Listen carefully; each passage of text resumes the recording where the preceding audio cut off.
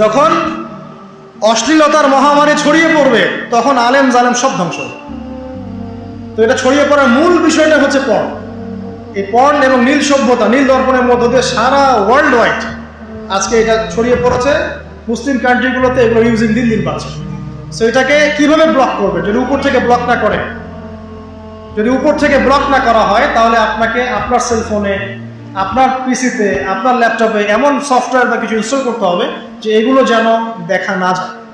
এরপরেও বাঁচা খুব মুশকিল। ফেসবুকে ঢুকবেন, আপনার চোখের সামনে চলে আসবে। ইউটিউব স্ক্রল করবেন, চোখের সামনে চলে আসবে। কি করবেন? এই জন্য আজকে একজন বুজুর্গ আলেম, যার পিছনে আমরা জুমার নামাজ পড়েছি, আমাদের দেলোয়ার হোসেন হুজুর আকবর কমপ্লেক্সে, উনি বলছিলেন একজনকে যে স্মার্টফোন থাকলে ভেঙে ফেলতে হবে, তাছাড়া তুমি বাঁচতে পারবে না। চোখের একজন প্রশ্ন করেছে চোখের হেফাজত কেমন করে করবো, তিনি বলছিলেন স্মার্টফোন ভেঙে ফেলতে হবে। এটাও তো পসিবল হচ্ছে না, সবাই তো করতে পারছে না, অনেকের প্রয়োজন আছে। সেক্ষেত্রে ফাত্তাকুল্লাহ মাস্তাতাতুম, তোমরা সাধ্যমতো আল্লাহকে ভয় করতে। আর যখন আপনি দিনী পরিবেশে থাকবেন, নামাজ পড়বেন, কোরআন তেলাওয়াত করবেন, বেশি বেশি আল্লাহ জিকির করবেন, আল্লাহর প্রতি দাওয়াতি কাজ করবেন, হ্যাঁ, দিনী মানুষের সংস্পর্শে থাকবেন। তারপরে আপনি বিয়ে করেছেন, বাসায় স্ত্রী আছে, লজ্জাস্থান হেফাজত করার জায়গা আছে, ঠিক আছে, আপনার পবিত্র জায়গা আছে, এবং আপনি তার সাথে হ্যাপি, আপনার মনের মধ্যে একজন স্ত্রী আপনি পেয়েছেন, তখন কিন্তু দেখবেন এই বিষয়গুলো থেকে আপনি খুব সহজেই বের হয়ে আসতে পারছেন। তো যাই হোক, পর্ন সাইটগুলো থেকে আমাদের বেঁচে থাকা আবশ্যক। আর অল কাইন্ডস অফ ড্রাগস, যত রকম ড্রাগস আছে, এই ড্রাগসগুলো থেকে আমাদেরকে বেঁচে থাকতে হবে। ড্রাগস মানে বোঝাচ্ছি মাদক। এটাও এই পর্নোগ্রাফি, রেপ, সমকামিতা, এগুলোর পিছনে ড্রাগসের একটা বড় ভূমিকা আছে, ঠিক আছে। আর সবাই যার যার ধর্মের প্রতি অনুগত থাকতে হবে। দেখেন, আমি বললাম হিন্দু ধর্মে পর্দার কথা আছে, খ্রিস্টান ধর্মের পর্দার কথা আছে। তারা যে জিসাস ক্রাইস্ট বলে, তারা যে জিসাস ক্রাইস্টের কথা বলে না, ওই যে মারিয়াম আলাইহিস সালামের কোলে দেখায় যে বাচ্চা, ওদের চার্চে দেখেন না, দেখেছেন না ছবিটা? যদিও ছবির কোনো ভিত্তি নাই, তারপরে দেখবেন যে ওখানে মাদার মেরির গায়ে যে পোশাকটা আছে, এটা শালীন পোশাক। খেয়াল করেছেন? তার গায়ে কিন্তু শালীন পোশাক আছে, কিন্তু ওই সভ্যতা কিন্তু এই পোশাক পরছে না, কারণ ওই সভ্যতায় পর্নোগ্রাফি ছড়িয়ে দিচ্ছে। তাহলে ধর্মের সাথে কিন্তু এদের কোনো সম্পর্ক নাই। আদতে এই শ্রেণীর মানুষের সাথে ধর্মের কোনো সম্পর্ক না, তারা মুসলিম না, হিন্দু না, খ্রিস্টান না, বৌদ্ধ, এরা কিছুই নেই। এরা আসলে ওই যে শয়তান, ইউয়ারি সাওয়াতিকুম ওয়ারিশা, ওই আয়াতের পরে বললাম ইউবদিহুমা মা উরিয়া আনহুমা সাওয়াতিহিমা, ওই যে তোমাদের লজ্জাস্থান উন্মুক্ত করে ফেললো, এর সাথে এরা জড়িত, ওই শয়তানের সাথে এরা জড়িত। তো সবাই আমরা যে যার ধর্ম পালন করি, কোনো সমস্যা নাই, যার যার ধর্মের প্রতি আমরা অনুগত থাকি, ইনশাল্লাহ দেখবেন সব ধর্মের মূলনীতির মধ্যে মিল আছে। মূলনীতির মধ্যে মিল থাকলে ইনশাল্লাহ আমরা সাম্যের সমাজ করতে পারবো ইনশাআল্লাহ। আর যত রকম অপসংস্কৃতি আছে এগুলোকে না বলতে হবে এবং পরকালীন চেতনাকে জাগ্রত করতে হবে যে আল্লাহ পাক আমার প্রত্যেকটা কাজ অবজার্ভ করছেন, নোট করছেন, প্রতিটা কাজের জন্য আমাকে আল্লাহর সামনে জবাবদিহি করতে হবে। এই সেন্স আমাদের থাকলে ইনশাআল্লাহ তাআলা আমরা পাপগুলো থেকে বেঁচে থাকতে পারবো। আর সর্বশেষ কথা হচ্ছে যে আমরা সবসময় মনে রাখার চেষ্টা করব, অলওয়েজ আমরা একটা কথা মনে রাখার চেষ্টা করব যে আমাদের সম্মানিত পিতা এবং মাতাকে শয়তান তাদের গায়ের কাপড় খুলে ফেলেছিল। এই একটা কথা যদি আমরা মনে রাখতে পারি আজকে, যে আমাদের পিতা এবং মাতার গা থেকে কাপড় খুলে ফেলেছিল শয়তান, আমি সেটা হতে দেব না, বা আমি আদমের সন্তান হয়ে সেই পথে পা বাড়াবো না, আমার পরিবারকে বাড়াতে দেব না, আমার সন্তানকে সে আদর্শে গড়বো না। ইনশাআল্লাহ তাআলা আল্লাহর নুসরা, সাহায্য আপনার সাথে থাকবে। শয়তান এবং তার অনুসারীরা আপনার কোনো ক্ষতি করতে পারবেন ইনশাআল্লাহ তাআলা। নবী সাল্লাল্লাহু আলাইহি ওয়াসাল্লাম শেকড়টা উপরে ফেলার পরেও কিন্তু কিছু ভবিষ্যৎবাণী করে গেলেন। এই জায়গা থেকে শেষ করছি। নবী সাল্লাল্লাহু আলাইহি ওয়াসাল্লাম সোনালী সমাজ প্রতিষ্ঠা করার পরেও কিন্তু কিছু ভবিষ্যৎবাণী করে গেলেন। এক, আমার উম্মতের মধ্যে সমকামিতা ছড়িয়ে পড়বে। কখন? শেষ জামানায়। আমার উম্মতের মধ্যে মূর্তি পূজাও শুরু হবে, এটাও এসেছে হাদিসে। ততক্ষণ পর্যন্ত কিয়ামত হবে না যতক্ষণ আমার উম্মত মূর্তি পূজা করবে না। এমন এসেছে এলেম জ্ঞান উঠে যাবে, জাহেলিয়াত বর্ষিত হবে, জেনাকে মানুষ হালাল মনে করবে, জেনাকে মানুষ হালাল মনে করবে। এখন আপনি মিলাতে পারবেন যে ঘটনা কেন এমন হলো, ওইরকম থেকে এমন কেন হলো এখন মেলাতে পারবেন। নবীজি ভবিষ্যৎবাণী করেছেন জেনাকে এই উম্মতে একটা অংশ হালাল মনে করবে। মাদককে এই উম্মতের একটা অংশ হালাল মনে করবে, এই উম্মতের মধ্যে সমকামিতা ছড়িয়ে পড়বে, এই উম্মতের মধ্যে অশ্লীলতা বাড়বে কখন? যখন এমন এক শ্রেণীর মেয়ে আত্মপ্রকাশ পাবে, আত্মপ্রকাশ ঘটবে তাদের, যাদেরকে আমি দেখিনি। নবীজি বলছেন লাম আরাহুমা, আমি ওদেরকে দেখি নাই। দুই শ্রেণীকে আমি দেখি নাই, তার মধ্যে এক শ্রেণী হচ্ছে নিসাউন কাসিয়াতুন আরিয়াত, এমন এক শ্রেণীর মহিলা যারা কাপড় পরেও বাইরে নগ্ন হয়ে ঘুরে। মুমিলাত মাইলাত, মানে নিজেও সিডিউস হবে, অন্যকেও সিডিউস করবে। শব্দটা এই আর কি। এই শব্দ 1450 বছর আগে নবীজি বলে গেছে যে দুই শ্রেণীর মানুষকে আমি দেখি নাই। লাম আরাহুমা, আমি দেখিনি মানে ওই যুগে এরকম গেট আপে কোনো মেয়ে চলতো না, সিম্পল, তাই তো? ওই যুগে যদি ওই রকম গেট আপে কেউ চলতো, নবীজিকে বলতেন আমি দেখি নাই? নবীজি বলছেন আমি দেখি নাই। কোন কোন মেয়েদেরকে দেখেন নাই? এক শ্রেণী যারা নিসা মহিলা, ক্যাসিয়াত, কাপড় পরে আছে, আরিয়া, তারপরেও নগ্ন। ব্যাখ্যা করতে হবে। তার মানে কাপড় পরেও নগ্ন শ্রেণীর মেয়েরা নবীর যুগে ছিল না, সিম্পল। এটা কোন যুগে দেখা যায়? এখন দেখা যায়, এই লাস্ট 100-150 বছরে দেখা যায়। 100-150 বছর আগেও দেখতে পারবেন না। আপনি 100 বছর আগে ঘেটে দেখেন, পারবেন না দেখতে। এই যে ব্রিটিশ পিরিয়ডও দেখেন, ব্রিটেনরা যখন শাসন করছে না সারা ওয়ার্ল্ডে, তখনও আমাদের নানি দাদির দাদি ওদের গেট আপ দেখেন, তাদের গেট আপ কিরকম ছিল? ছিল না। তারা কিন্তু বলে নাই 1000 বছর থেকে আমরা করছি, এগুলো বলেছিল। আচ্ছা, তো নবীজি বলছেন মুমিলাত মাইলাত, এরা নিজেরা আকৃষ্ট হয় এবং আকৃষ্ট করে। আপনি কি জানেন সিডিউসের অর্থ কি? এটা সম্পূর্ণ অপপ্রয়োগ হয়েছে। অনলাইনের যুগ, মানুষ মানে হুজুকে মাথা। অক্সফোর্ড আর কেমব্রিজ ডিকশনারি ঘাটেন, অক্সফোর্ড আর কেমব্রিজ ডিকশনারি ঘেটে সিডিউস শব্দ লিখে সার্চ দেখবেন, ওখানে লিখে আছে যে seduce is a kind of sexual activities where you are enticing someone in a relationship with you, illegal sexual relationship with you, মানে you are enticing someone in a illegal sexual relationship with you। মানে seduce হচ্ছে এমন জিনিস যে আপনি কাউকে আপনার দিকে অবৈধ সেক্সুয়াল সম্পর্ক করার জন্য আকৃষ্ট করছেন। তাহলে আকৃষ্ট যে করে সে অপরাধী, যাকে করা হচ্ছে সে অপরাধী? খুঁজেন, গুগলে গিয়ে সার্চ দেন, seduces is a kind of sexual activities যেখানে আপনি you are enticing someone in a illegal sexual relationship with you, যার আপনার থেকে কম এক্সপিরিয়েন্স আছে। পড়ে দেখেন, কেমব্রিজের মধ্যে লেখা আছে যে এমন একজনকে আপনি আপনার দিকে সেক্সুয়ালি প্রলুব্ধ করছেন, ইন্টাইস করছেন, যার আপনার বিষয় সম্পর্কে জ্ঞান কম, আপনার সাথে সেক্সুয়াল বিষয় সম্পর্কে তার জ্ঞান কম, আপনার জ্ঞান বেশি। আপনি তাকে প্রলুব্ধ করছেন আপনার দিকে সেক্সুয়ালি অবৈধ সম্পর্ক করার জন্য। এটাই হচ্ছে মুমিলাত মাইলাত। হাদিসের শব্দের সাথে মিল আছে? মিল আছে। তো এখানে যে আকৃষ্ট করছে সে অপরাধী, না যে আকৃষ্ট হচ্ছে সে অপরাধী? তাহলে নিঃসন্দেহে যে আকৃষ্ট করছে সে অপরাধী। আর তার অপরাধের কারণটা এখানে কি? তার পোশাক এবং তার দেহের প্রদর্শনী নয়, নাকি অন্য কিছু? নিঃসন্দেহে এটা। এবং এটা ভালো পোশাক পরেও মানুষ অন্য কাউকে আকৃষ্ট করতে পারে। ভালো পোশাক পরে আছেন কিন্তু কথার মাধ্যমে আকৃষ্ট করতে পারেন, ফোনে কলসের মাধ্যমে আকৃষ্ট করতে পারেন, ডেটিং এর মাধ্যমে আকৃষ্ট করতে পারেন, অন্যভাবেও করতে পারেন। এখানে শুধু পোশাকটাই মূল ইস্যু নয়, এখানে আরো অনেক ব্যাপার আছে। একই সাথে আমরা যে নীল সংস্কৃতির কথা বললাম, এগুলো যখন প্রত্যেকে ঘরে ঘরে দেখছে, তখন সবাই কি ভিতর থেকে পশু হয়ে যায়নি?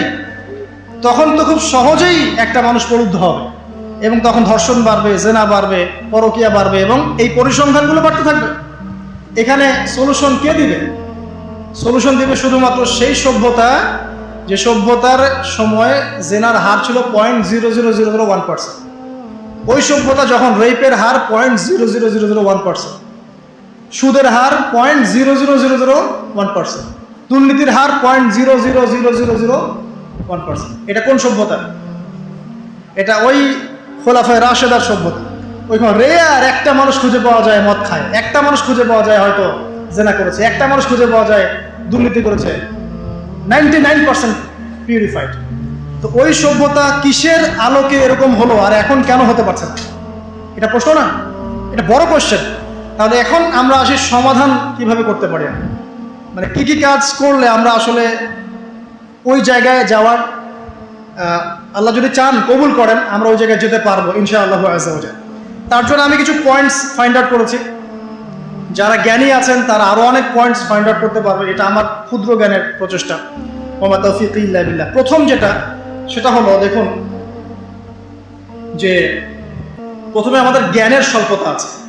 যদি আমরা সবাই ইসলামের সঠিক জ্ঞানটা অর্জন করতে পারতাম এবং পরকালীন চেতনা থাকতো, তাহলে কিন্তু কোনো মানুষের পক্ষে না অশ্লীল হয়ে চলা সম্ভব, না অশ্লীলতার খপ্পরে পড়া সম্ভব। এটা প্রথম কথা। দ্বিতীয় কথা হচ্ছে,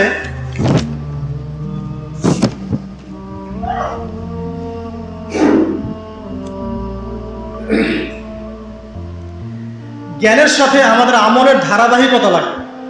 আমরা যখন আমল করি অনেক সময় ধারাবাহিকতা নষ্ট হয়ে যায়। ধারাবাহিকতা নষ্ট হয়ে গেলে শয়তান আমাদেরকে পেয়ে বসে, তখনই মানুষের দ্বারা খারাপ কোনো কাজ ঘটে যায়। দেখবেন আপনি ভালো কাজ করতে করতে হঠাৎ করে আপনি পড়ে গেলেন, এমন হয় কিন্তু। ভালো কাজ করতে করতে আপনি ধাপ করে একটা খারাপ কাজ করে ফেললেন, আবার তওবা করে ফিরে আসছেন।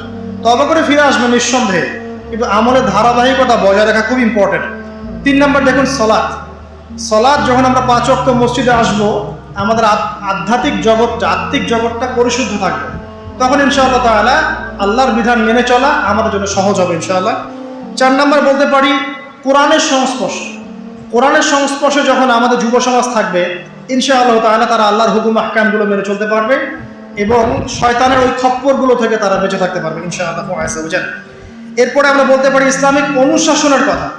ইসলামিক অনুশাসন যদি আমরা ঘরে ঘরে প্রতিষ্ঠা করতে পারি, ইনশাআল্লাহ আযজা ওয়া জাল আমরা এই ফিতনাময় পরিবেশেও আমাদের ঈমান ধরে রাখতে সক্ষম হব ইনশাআল্লাহ আযজা ওয়া জাল।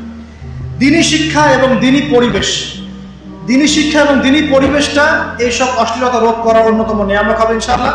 এরপর আমি বলবো যে পর্দার বিধানগুলো মেনে চলা। শুধুমাত্র পোশাক সবকিছু নয়, তবে পোশাক অনেক কিছু।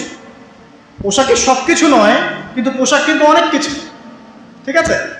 তো পোশাকও ঠিক রাখছি, আবার নামাজও পড়ছি, এখানে রোজাও রাখছি, আমরা দ্বীনি কাজে ব্যস্ত থাকছি, দ্বীনি পড়াশোনায় ব্যস্ত থাকছি, আমর বিল মারুফ নাহি আনিল মুনকারের কাজ করছি এবং আল্লাহওয়ালা মানুষের সাথে থাকছে।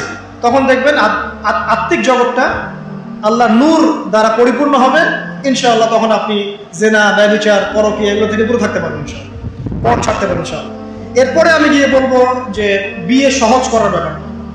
এরপর যদি আমরা বিয়েটাকে সহজ করে ফেলি, সহজ বলতে সরকার বয়স দিয়েছে আলহামদুলিল্লাহ, থাক ওই বয়সে বিয়ে দেন, কিন্তু বয়স হয়ে গেলে বিয়ে দিয়ে দেন।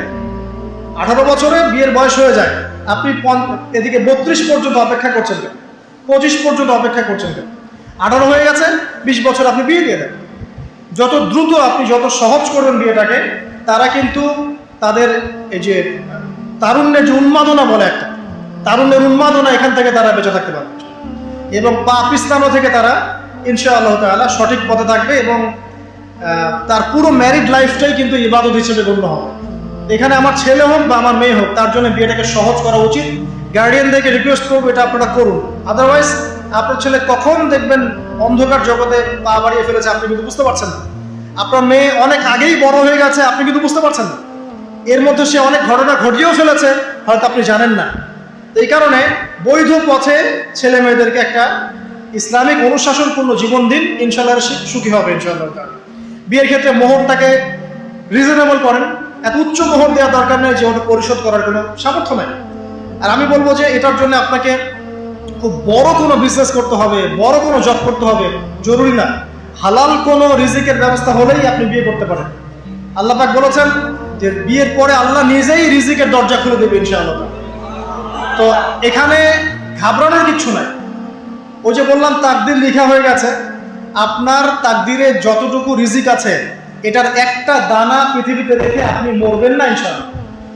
আর আপনার রিজিক যতটুকু আছে, অবৈধ পথে গিয়ে যদি আপনি 1000 কোটি টাকাও কামাই করেন, এর বেশি রিজিক আপনি পাবেন। সো এখানে আমি বলবো গার্ডিয়ানদেরকে যে বিয়েটাকে সহজ করে দেন, বিয়েটা সহজ করেন, মোহরটাকে কমান, এবং ছেলে মেয়েদেরকে একটা দীর্ঘ বিবাহিত জীবন দেন, ইনশাআল্লাহ দেখবেন তারা ইসলামী অনুশাসনে আল্লাহর এবং তার রাসূলের আনুগত্যপূর্ণ জীবন মেনে চলবে ইনশাআল্লাহ আযজা ওয়া জাল। বলবো কিছু কাজ থেকে আমাদেরকে বের হতে হবে, কিন্তু এটা হতে হবে বলেই সীমাবদ্ধ থাকতে হচ্ছে, কারণ এটা ইম্পোজ করার মতো ক্ষমতা উপরের লেভেল থেকে মুসলিমদের হাতে এখন নাই। তবে আপনি পারিবারিকভাবে করতে পারেন, পারিবারিকভাবে কীরকম, এবং আমাদের ওইখানেই ফোকাস করা উচিত। ফ্রি মিক্সিং টোটালি হারাম করে দেবে, ফ্রি মিক্সিং চলবে না। ফ্রি মিক্সিং তো বোঝেন, নারী পুরুষের অবাধ মেলামেশা যেখানে আছে ওখানে আপনি নাই। যদি এমন স্কুল পান যেখানে বয়েজ স্কুল, সেখানে দিয়ে দেন ছেলেকে। এমন স্কুল শুধু মেয়েদের স্কুল, সেখানে মেয়েকে দেন। কলেজ শুধু ছেলেদের কলেজ, ওখানে ছেলেকে দেন। শুধু মেয়েদের কলেজ, ওখানে দেন। এটা কিন্তু একমাত্র সলিউশন না, অনেক সলিউশনের একটা সলিউশন বলছে। ওখানে দেওয়ার পরেও ছেলে বিগড়াতে পারে, বেলাইনে যেতে পারে। এখানকার মেয়ে স্কুলের মেয়ে ছেলে স্কুলের ছেলের সাথে প্রেম করতে পারে। কিন্তু অনেকগুলো সলিউশনের একটা সলিউশন হতে পারে যে ফ্রি মিক্সিং থেকে রোধ করে, ফ্যামিলি থেকে রোধ করে। তারপরে যত প্রকার পর্ন সাইট আছে সব পর্ন সাইটকে ব্লক করতে হবে। এবং সারা ওয়ার্ল্ডে যত ধর্ষণের হার বাড়ছে, পরকীয়া জেনার হার বাড়ছে, এগুলোর মূল কারণ হচ্ছে পর্ন। এটা কিন্তু মূল কারণ, যে পোশাক খুলে ফেলার সংস্কৃতি, নীল দর্পণ, এটা কিন্তু এই পর্নোগ্রাফির সভ্যতা থেকে এসেছে। ওই সভ্যতা তো পচে গেছেই, ওর তো আর ইজ্জত সম্মানে কিছু বাকি নাই। মুসলিমদের যতটুকু বাকি আছে এটা ধরে রাখার জন্যে পর্ন সাইটগুলোকে বন্ধ করা খুব জরুরি। যদি এটা না করতে পারি, আলেম জালেম সবাই ধ্বংস হয়ে যাবে। দলিল জাইনাব বিনতে জাহাশ রাদিয়াল্লাহু আনহা, তিনি বলছেন, ইয়া রাসূলুল্লাহ আনুহলিকু ওয়া ফিনা সালিহুন, আমাদের মধ্যে সৎ মানুষ থাকা সত্ত্বেও কি আমরা ধ্বংস হয়ে যাব? নবীজি বলছেন, ওয়াইলুল লিল আরব মিন শাররি ক্বাদ ইখতারাব। একটা হাদিস আছে না, যে আরবদের জন্য ধ্বংস, কি ভয়ঙ্কর বিপদ নেমে আসলো। তখন জাইনাব বিনতে জাহাশ রাদিয়াল্লাহু আনহা তিনি বলছেন, আনুহলিকু ওয়া ফিনা সালিহুন ইয়া রাসূলুল্লাহ, যখন আমাদের মধ্যে সৎ মানুষ থাকবে, আলেম বুজুর্গ পীর এরকম মানুষও থাকবে, তখনও কি আমরা ধ্বংস হয়ে যাব? তখন নবী সাল্লাল্লাহু আলাইহি ওয়াসাল্লাম বলছেন, নাম, হ্যাঁ ধ্বংস হবে। ইযা কাসরাতুল খাবাথ, যখন অশ্লীলতা ছড়িয়ে। আল্লাহ পাক আমাদের সবাইকে আজকের এই সংক্ষিপ্ত আলোচনা থেকে শালীনতা, পর্দা এবং এর বিরোধী শয়তানি শক্তির প্রভাব সম্পর্কে সচেতন থাকার তৌফিক আল্লাহ পাক আমাদের দান করুন। আমরা দোয়া করি আল্লাহ পাক আমাদের সবাইকে কোরআনের জ্ঞানে জ্ঞানী করুন এবং 5 ওয়াক্ত নামাজ জামাতে পড়ার তৌফিক দান করুন। আল্লাহ পাক আমাদের সবাইকে কোরআনওয়ালা বানিয়ে দিন, নবীর সুন্নতের পাবন্দ বানিয়ে দিন। আমরা দোয়া করি আল্লাহ পাক আমাদের পরিবারের সবাইকে দ্বীনের জ্ঞানে জ্ঞানী করুন। আমাদের মা বোনদেরকে খাস পর্দায় থাকার তৌফিক দান করুন, ছেলেদেরকেও পর্দা করার তৌফিক দান করুন। আল্লাহ পাক আমাদেরকে যাবতীয় অপসংস্কৃতি, পর্নোগ্রাফি, মাদক, জিনা, ব্যভিচার, পরকীয়া থেকে আল্লাহ পাক হেফাজত করুন। অশ্লীলতার যে মহামারী চলছে, এই মহামারী থেকে আল্লাহ পাক আমাদেরকে বাঁচান আল্লাহুম্মা। এবং জিন শয়তানের সহযোগী হয়ে যে মানুষ শয়তানরা আজকে আমাদের গা থেকে কাপড় খুলে ফেলার চেষ্টা করছে, এদের অপতৎপরতা থেকে আল্লাহ পাক আমাদেরকে হেফাজত করুন, আমিন।